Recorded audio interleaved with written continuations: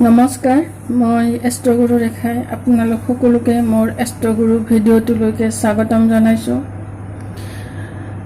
আজি মই আপোনালোকৰ লগত বৃশ্চিক ৰাশিৰ মহিলা বা ছোৱালী সম্বন্ধে দুআষাৰ ক'বলৈকে লৈছোঁ।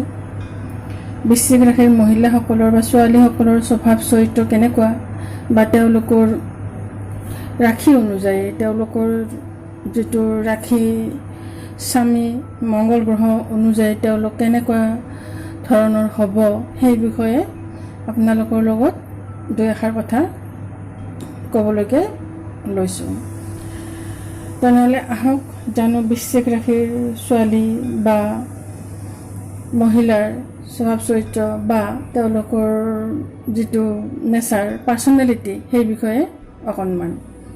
প্ৰথমতে কওঁ যে বৃশ্চিক ৰাশি চক্ৰৰ অষ্টম ৰাশি। এই ৰাশি অন্তৰিক্ষত বিশ্বু নামৰ এবিধ পোকৰ দৰে দেখিবলৈকে। এই ৰাশিৰ অধিপতি গ্ৰহ মংগল। এই ৰাশি স্থিৰ স্বভাৱৰ ব্ৰাহ্মণ বৰ্ণৰ, সৌম্য স্বভাৱৰ জলতত্ত্বৰ স্ত্ৰী জাতি আৰু তমগুণী হয়।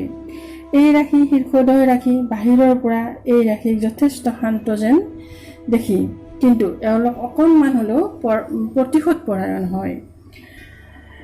জলতত্ত্বৰ ৰাশি হিচাপে এই ৰাশি সহজ সৰল স্বভাৱৰ হয়। এই ৰাশিৰ ব্যক্তি সহজ সৰল স্বভাৱৰ হয়, কাৰণ এওঁলোক জলতত্ত্বৰ ৰাশি হয়। কিন্তু ক'ব গ'লে এওঁলোক ইমানো সহজ সৰল নহয় যে এওঁলোকৰ সৰলতাৰ সুযোগ ল'ব পাৰিব, অৰ্থাৎ এওঁলোকক কোনোবাই ঠগাব পাৰিব।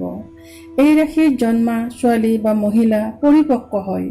বেলেগৰ কথা বতৰাৰ পৰা স্বভাৱ ধৰিব পৰা বিধৰ হয়, অৰ্থাৎ এওঁলোকে বেলেগৰ লগত কথা পাতি সেই মানুহজন সম্বন্ধে এটা ধাৰণা কৰি ল'ব পাৰে। এই ৰাশিৰ মহিলাই সাধাৰণতে অন্যায় সহিব নোৱাৰে আৰু অন্যায়কাৰীক যাতে লগে লগে দণ্ড দিব পাৰে এই কথাত উঠি পৰি লাগে। এওঁলোকৰ ৰাশি স্বামী মংগল হোৱা বাবে এওঁলোক উগ্ৰ, উত্ৰাৱল, উত্তেজিত আৰু কঠোৰ পৰিশ্ৰম কৰিব পৰা বিধৰ হয়। বৃশ্চিক ৰাশিৰ পুৰুষৰ তুলনাত স্ত্ৰীৰ ক্ষেত্ৰত মংগল গ্ৰহৰ এই যি 4টা গুণ আছে, স্ত্ৰীৰ ক্ষেত্ৰত অকণমান কম দেখা যায়।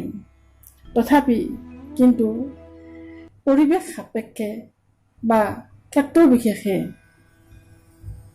বৃশ্চিক ৰাশিৰ মহিলাৰ ক্ষেত্ৰতো এইকেইটা স্বভাৱ ওলাই পৰে। এই ৰাশি চিহ্ন দংশন কৰিব পৰা বিশ্বু। বহুত কম সময়ৰ ভিতৰত এওঁলোকে কোনো এটা কৰ্ম সম্বন্ধে ধাৰণা কৰিব পাৰে, যিহেতু এই স্বভাৱটো বিশ্বুৰ থকা বুলি অনুমান কৰা যায়। এই ৰাশিৰ মহিলা বা ছোৱালীৰ জীৱনৰ প্ৰথম চোৱা সময় সংঘৰ্ষত যাব পাৰে, কিন্তু 35ৰ পিছৰ পৰা লাহে লাহে তেওঁলোকৰ সংঘৰ্ষ কমি আহে আৰু সুখ আৰম্ভ কৰে, অৰ্থাৎ সুখ পাবলৈকে আৰম্ভ কৰে। আত্মনিৰ্ভৰশীলতা এই ৰাশিৰ স্ত্ৰীৰ এটা ডাঙৰ গুণ।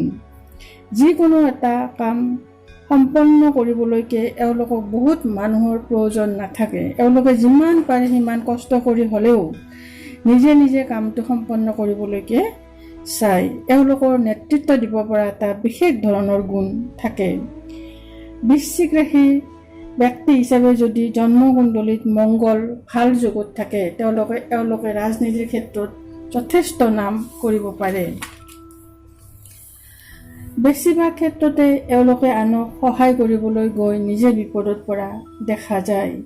কোনোবাই যদি কিবা সহায় বিচাৰে এওঁলোকে না কৰিব নোৱাৰে, যাৰ ফলত এওঁলোকে মাজে সময়ে নিজেই সমস্যাত পৰে।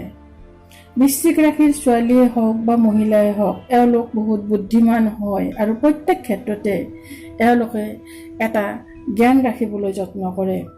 সৰু সৰু কথা এওঁলোকে বহুত সময়লৈকে মনত ৰাখে। তৰ্কৰ ক্ষেত্ৰত এওঁলোকক কিন্তু বলে পৰাটো বহুত কঠিন। এওঁলোকৰ লগত যিয়ে তৰ্ক কৰে তেওঁ আচলতে এওঁলোকৰ তৰ্কৰ হাৰি যাব লগা হয়। বৃশ্চিক ৰাশিৰ মহিলা বা ছোৱালী শত্ৰু হিচাপে কিন্তু ভয়ংকৰ হয়। নিজৰ শত্ৰুক ভাল পাবলৈ ভাল হ'বলৈ, নিজৰ শত্ৰুক ভাল হ'বলৈ এওঁলোকে বহুত চান্স দিয়ে। কিন্তু এটা সময়ত যদি এওঁলোকে বিচৰা ধৰণৰ হৈ নুঠে, তেনেহ'লে এওঁলোকে প্ৰতিশোধ ল'বলৈকে সাজু হৈ পৰে। এনেই ক'ব গ'লে মানুহে শত্ৰু বঢ়োৱাটো ঠিক কথা নহয়। তথাপি শত্ৰু যদি বাঢ়ি যায় বা কোনো ক্ষেত্ৰত যদি আমাৰ শত্ৰু বাঢ়েও, পৰাপক্ষত বৃশ্চিক ৰাশিৰ মহিলা বা ছোৱালীৰ ক্ষেত্ৰত শত্ৰুতা নকৰাটো মংগল। এই ৰাশি বিচাৰক ৰাশি হয়, যিকোনো ক্ষেত্ৰতে ভাল বেয়া মন্থন কৰোঁতে ডুবি ৰাখে। অৰ্থাৎ কোনো এটা কাম ভাল হ'ব বেয়া হ'ব এনেকৈ ভাবিয়ে বহুত সময় কটায়। বহুত ক্ষেত্ৰত সেইকাৰণে এওঁলোকক বেছি ভবা বুলি এটা বদনামো দিয়ে কিছুমানে। কিন্তু তেওঁলোকৰ ক্ষেত্ৰত এইটো এটা সমস্যা হয় যে যেতিয়ালৈকে তেওঁলোকে কোনো এটা কথা ভাবি চিন্তি পৰিণামটো নিজৰ সুবিধাজনকভাৱে নহয়, তেতিয়ালৈকে কিন্তু তেওঁলোকে যিকোনো কামতে আগ নাবাঢ়ে। সেইকাৰণে আচলতে মানুহে এওঁলোকক এই বেছি ভাবি থকা বুলি এটা আৰোপ দিয়ে। এওঁলোক বহুত উচ্চাকাংক্ষী হয়।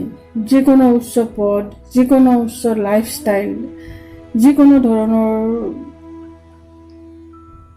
উচ্চ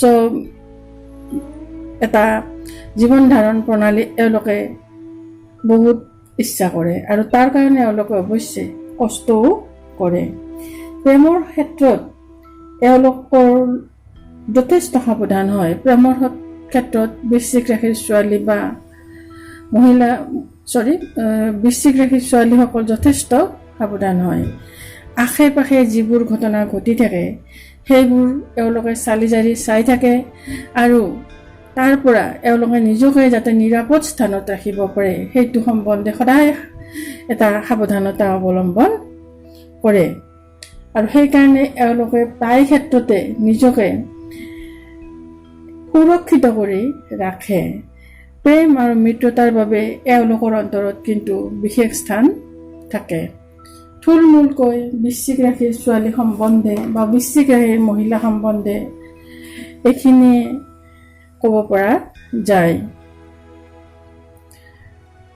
বৃশ্চিক ৰাশিৰ ছোৱালী সম্বন্ধে মই সাধাৰণভাৱে এইখিনিকে ক'লোঁ। এতিয়া বৃশ্চিক ৰাশিৰ লাকি ফেক্টৰবোৰনো কি সেই বিষয়ে অকণমান ক'বলৈকে লৈছোঁ।